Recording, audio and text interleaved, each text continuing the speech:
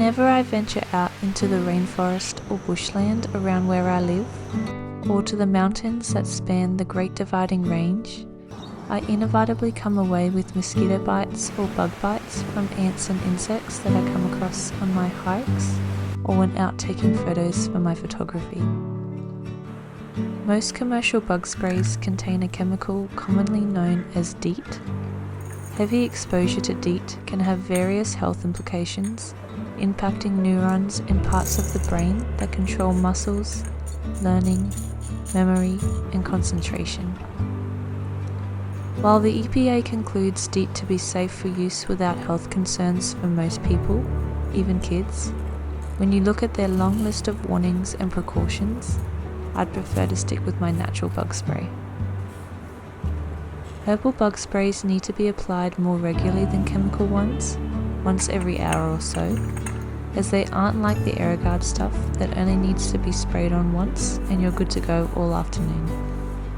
It's important to keep reapplying while you're out in the wilderness for effective use.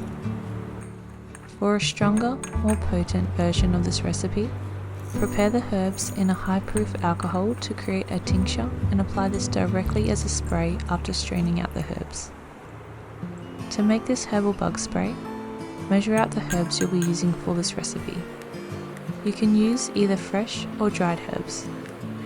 The more variety of herbs and flowers you include in this extraction, the broader the bug protection will be. If you are using fresh herbs, when harvesting, ensure you look for herbs that have high volatile oils, meaning they are very aromatic. Once the herbs are collected, roughly chop or cut up the herbs you'll be using and add them to a large glass mason jar, along with the witch hazel. You'll need about 1/4 cup each of lavender, peppermint, cloves, eucalyptus, rosemary, rose geranium, yarrow, citronella or lemongrass, calendula flowers and comfrey flowers, and combine these herbs together in a large glass jar. For the witch hazel, you'll need about 3 cups, or enough to completely cover the herbs. If the herbs are left exposed to air, they can go mouldy, so ensure they are submerged in the solution. Stir the herbs together in the witch hazel solution, and once covered, cap the lid on tightly, then label the jar and allow the extraction to sit and infuse for a minimum of 2 weeks. Stir the mix every couple of days or so, and store the jar in a warm, dark place. The longer the extraction, the stronger the spray will be.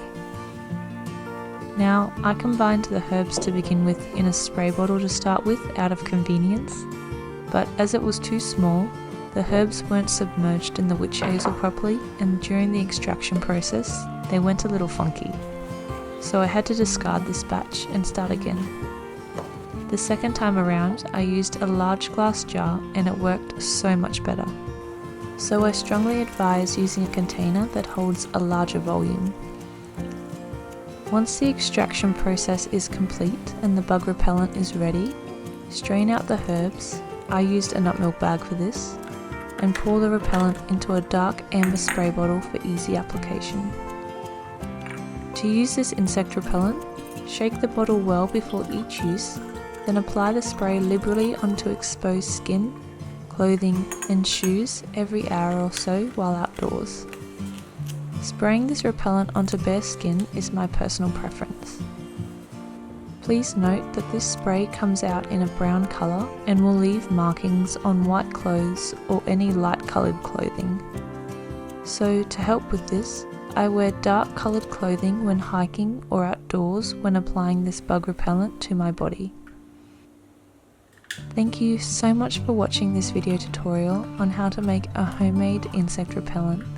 I hope you enjoyed it and I hope you found it helpful. Please let me know if you do try this recipe out yourself and what you think. I'd love to know. I wish you a wonderful day or night wherever you are in the world. I'm sending you all my love and I'll see you soon again.